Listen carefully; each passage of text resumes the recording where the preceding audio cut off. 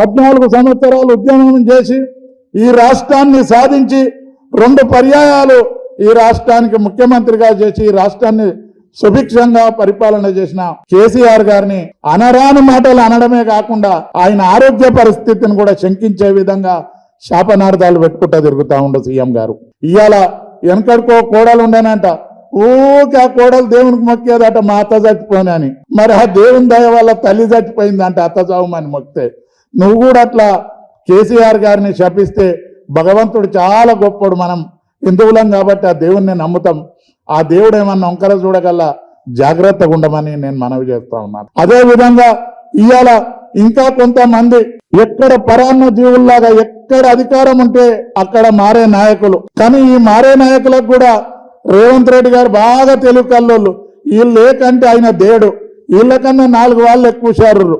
అసొంటోళ్ళు కొంతమంది చిల్లరగాళ్ళు మనం గ్రామీణ ప్రాంతాలలో చూసేది. చిన్నగుండంగా ఎర్రి కుక్క అని ఉండేది. అది ఎవరు కనబడితే ఆయన మీదకి బో అని కరుచుకుంటూ ఉరికేది. ఆఖరికి ఆ ఎర్రి కుక్కను రోడ్డు మీద పోతుంటే ఆడొక రాయితోటి ఈడొక రాయితోటి ఒకటి తెలివి కల్లోడు తెచ్చి తడిబట్ట తీసి దాని ముఖం మీద వేస్తే చచ్చిపోయేది. అసొంటి కుక్కలు కొంతమంది ఈ నగర శివారులలో ఉండి పెద్ద ఆయనని కానివ్వండి, కేటీఆర్ గారిని కానివ్వండి, హరీష్ రావు గారిని కానివ్వండి, నోటికి వచ్చినట్టు మాట్లాడుతూ ఉండు. సిగ్గుండాలి. నీకు రాజకీయ పునర్జన్మనిచ్చి ఎంపీగా అవకాశం ఇచ్చి హైదరాబాద్ పార్టీ ప్రెసిడెంట్ గా అవకాశం ఇచ్చి 5 ఏళ్ళు ఎమ్మెల్యేగా ఉండి వయసు సిగ్గు శరాన్ని వదిలిపెట్టి నువ్వు నీ కొడుకు కేటీఆర్ గారి కాళ్ళు వంగి మొక్కి ఇవాళ నోటికి వచ్చినట్టుగా మాట్లాడుతూ ఉంటే ప్రజలేం గుడ్డోళ్ళు గారు. నువ్వు కాళ్ళు మొక్కింది గత 10-20 ఏళ్ల కింద అంటే ఉండకపోయేది.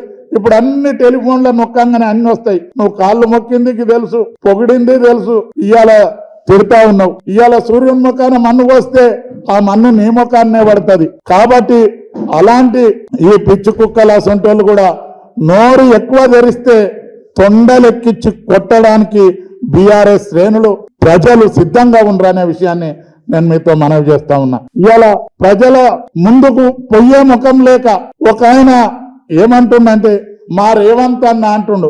సిగ్గుండాలి.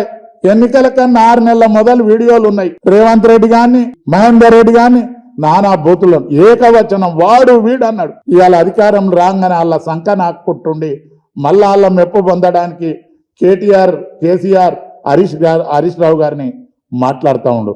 ఇవాళ వీళ్ళకి తెలుసో తెలియదో పాపం విశాల హృదయం ఉన్న కేసీఆర్ గారు నమ్మిండు. కానీ రేవంత్ రెడ్డి మీరు లాగిడిచి ముడ్డి నాలకు రాసుకున్నా నమ్మడు. నిన్ను ఏడ పెట్టాలనో ఆన్నే పెడతాడు.